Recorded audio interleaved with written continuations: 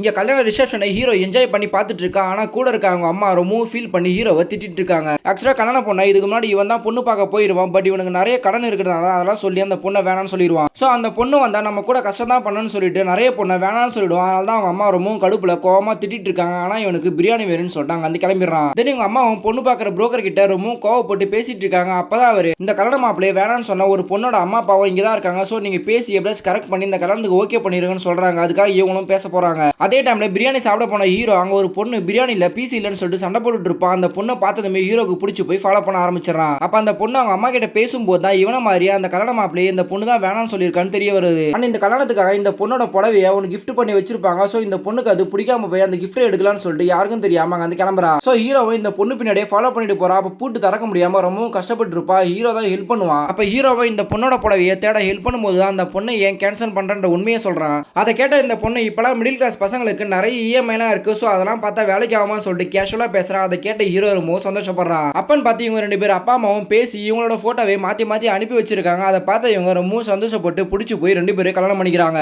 And ஒரு மாசம் வேலைக்கெல்லாம் போகாம இவங்க ரெண்டு பேரும் ரொம்ப சந்தோஷமா இருக்காங்க. அப்பன்னு பார்த்து ஹீரோ ஒர்க் பண்ற செக்யூரிட்டி சிஸ்டம் ஒரு கடை வச்சிருப்பா. அது ஃப்ரெண்ட்ஸ்லாம் வந்து வேலைக்கு கூப்பிடுறாங்க. ஸோ ஹீரோ ஒரு மாசம் போதும் இஎம்ஐ எல்லாம் கட்டணும்னு வேலைக்கு போயிடறா. இந்த பொண்ணு வேலைக்கு போயிடறா. ஆனா ஹீரோ நைட்ல தான் ஒர்க் பண்ணுவான். இந்த பொண்ணு பகல்ல ஒர்க் பண்ணுவா. ஸோ இவங்க ரெண்டு பேருக்கு ரொம்ப கேப் வந்து இந்த பொண்ணு ரொம்ப கவலைப்பட ஆரம்பிக்கிறா. அப்ப கூட பிளாட்ல தங்கியிருக்க அக்காங்களா ஏன்டி ரொம்ப கஷ்டப்படுற உங்க புருஷன் மேல சந்தேகப்படுறியான்னு சொல்லிட்டு கேட்கறாங்க. ஆனா இந்த பொண்ணு இல்லன்னு தான் சொல்றா. பட் அடிக்கடி ஒரு நம்பர்ல இருந்து கால் வந்தாலே இவர் தனியா தான் போய் பேசுறாரு. ஒரு நாள் பாக்கெட்டை செக் பண்ணி பார்க்கும்போது ஒரு ஹோட்டலோட பில் இருந்ததுன்னு சொல்றா. அதை கேட்டதுமே உன் புருஷனை அதே ஹோட்டலுக்கு கூட்டிட்டு போயிட்டு அங்க வந்திருக்கானா கேளு. வந்திருக்குன்னு சொன்னா விட்டுரு. ஆனா வரலன்னு சொன்னா உன் புருஷன் மேல தப்பு இருக்குன்னு சொல்லிட்டு சண்டை போட ஆரம்பிச்சுன்னு சொல்றாங்க. அதே மாதிரி கேட்டு பாக்குறா. இவனும் வரலன்னு சொல்றான். அந்த நம்பர் எல்லாம் காமிச்சு இதெல்லாம் யாருன்னு கேட்டு சண்டை போட்டு அங்க வந்து கிளம்பிடுறா. சோ இவனும் அந்த பொண்ணை சமாதானப்படுத்த அந்த கார்லயே தொத்திக்கிட்டே போறான். ஆனா இந்த பொண்ணு உண்மையை சொல்ற வர நான் இப்படிதான் பண்ணுவேன்னு சொல்லிட்டு போயிட்டே இருக்கா. அப்பதான் இவன் நைட்ல நான் வேலைக்கெல்லாம் போல நான் ஒரு திருடன்ற உண்மையை சொல்றான். அதை கேட்டதுமே இந்த பொண்ணு ஷாக் ஆவறா. என் வீட்டுக்கு போனதுமே எனக்கு நிறைய கடன் இருக்கு. அதனால தான் இப்படி பண்ண. இன்னும் 8 மாசம் தான் பொறுத்துக்கோன்னு சொல்றான். ஆனா இந்த பொண்ணு நீ இந்த திருடுற வேலையை விட்டா உன் கூடவே இருப்பேன். அப்படி இல்லைன்னா நான் வீட்டுக்கு கிளம்புறேன்னு